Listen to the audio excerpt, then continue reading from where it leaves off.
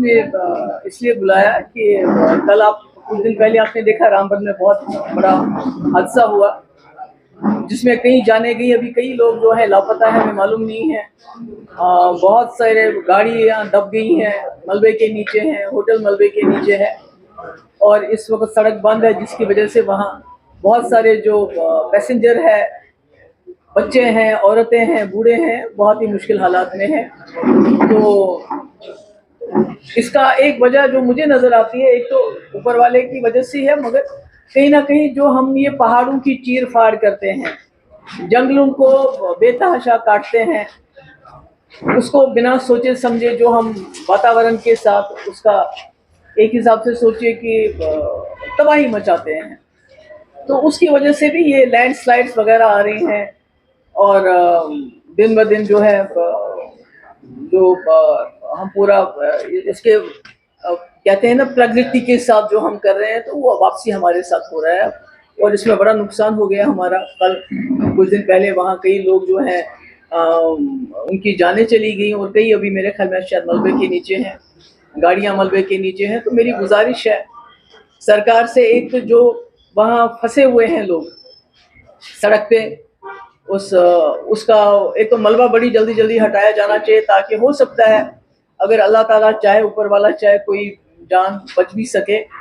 और दूसरा जो वहाँ बच्चे हैं, औरतें हैं, बुजुर्ग हैं या जवान भी हैं, तो उनके तब तक बचाव का, खाने पीने का जो है अरेंजमेंट किया जाए। और मैंने अपने हमारे पार्टी के जो जनरल सेक्रेटरी हैं जो उसी एरिया के हैं, इम्तियाज शान, उसको भी मैंने बताया कि अपनी टीम लेके जाए, क्योंकि अभी तो वहाँ रोड बंद था उस गांव की तरफ। मैंने कहा वहाँ जाके जो भी हो सकता है मदद वो करनी चाहिए।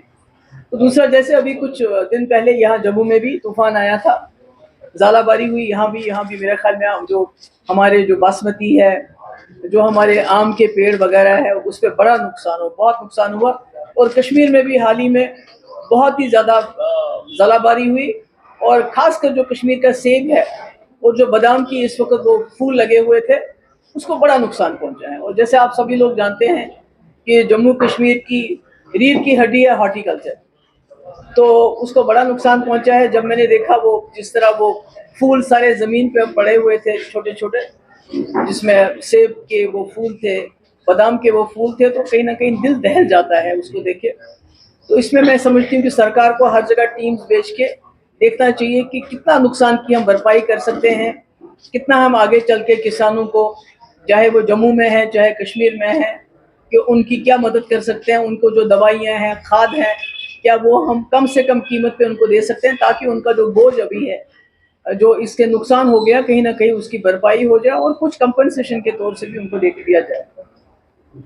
तीसरी बात यह है कि हमने, जैसा कि आप जानते हैं कि हमारे जो एमएलएज हैं असेंबली में, बहुत ही आज भी मेरे ख्याल में कहीं धरना चल रहा है डेली वेजर्स का। तो हमारे असेंबली मेंबर्स ने 3 बहुत ही अहम बिल लाए थे, जिसमें एक तो डेली वेजर्स को रेगुलराइज करने का, जिसमें मेरे वक्त में काफ़ी पेशरफ्त हुआ था। हमने बायोमेट्रिक सबका कराया था और उसके बाद 520 हमने लाया था, उसमें एक एसआरओ कि इनको रेगुलराइज करने का, पर चूंकि सरकार साथी में गिर गई और वो नहीं कर सके, तो अब हमने बिल लाया जिसको गवर्नर साहब ने ओके भी किया, मगर बदकिस्मती से सरकार ने उसको असेंबली में लाने नहीं दिया। बड़ा शोर शराबा, ड्रामा ड्रूमा चलता रहा।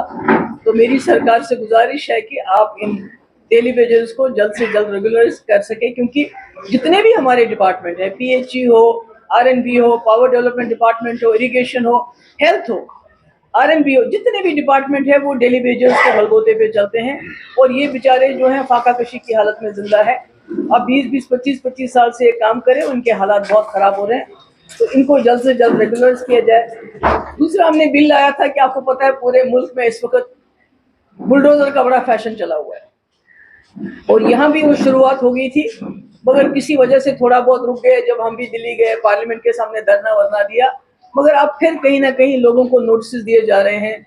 मैंने सुना बटंडी में भी और कश्मीर में भी। तो हमारी एक बिल आई थी हमने कि जो जहाँ रहता है सरकारी ज़मीन पे, खासकर गरीब लोग हैं, गरीबों के स्कूल हैं, तो उसको रेगुलराइज किया जाना चाहिए। इस बिल को भी लेफ्टिनेंट गवर्नर साहब ने ओके किया था, पर इस बिल को भी डिस्कशन में नहीं लाया गया। इसके अलावा हमने बहुत अहम रेजोल्यूशन लाए थे एक तो ये हमने लाया था कि इलीगल माइनिंग, एक तो इलीगल माइनिंग के लिए हमने ये कहा था कि जो माइनिंग है उसको रेगुलराइज किया जाए। मगर मैंने सुना है कि अभी जिन्होंने ऑक्शन पे माइनिंग के कॉन्ट्रैक्ट्स लिए थे, जिन्होंने तमाम जो उसमें जो भी रिक्वायरमेंट्स थी पूरी करने के बावजूद उनको क्लियरेंस नहीं मिल गई है, उनको बंद किया गया है। और जो माफिया है माइनिंग का उसको चलाया जा रहा है, क्योंकि उससे हफ्ता लिया जा रहा है।